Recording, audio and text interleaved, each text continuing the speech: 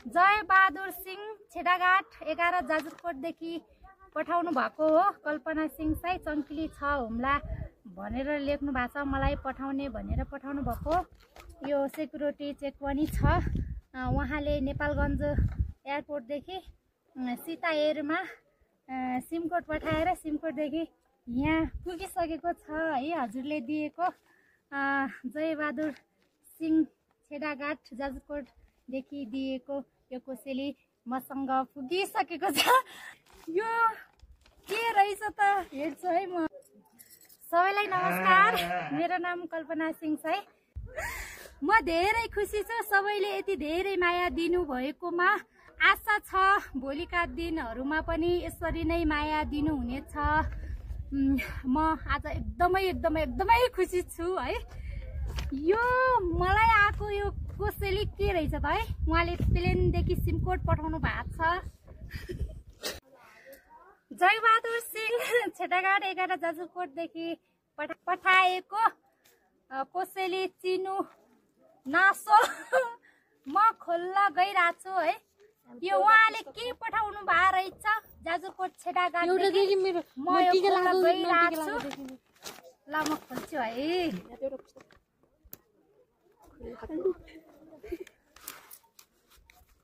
पुरै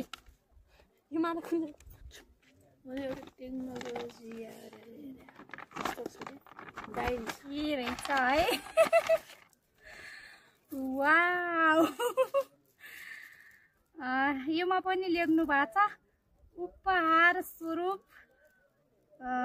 परिकल्पना जाजरकोटलाई मात्रै भन्न चाहन्छु। के रहेछ है म खोल्दैछु।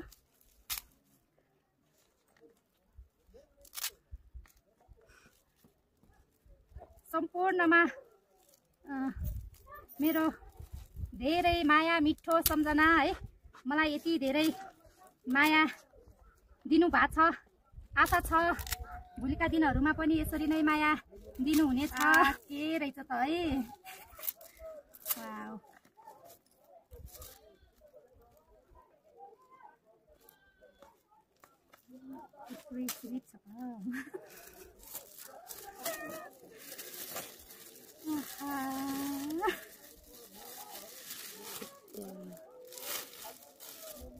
वाउ किताब परिकल्पना जाजरकोट।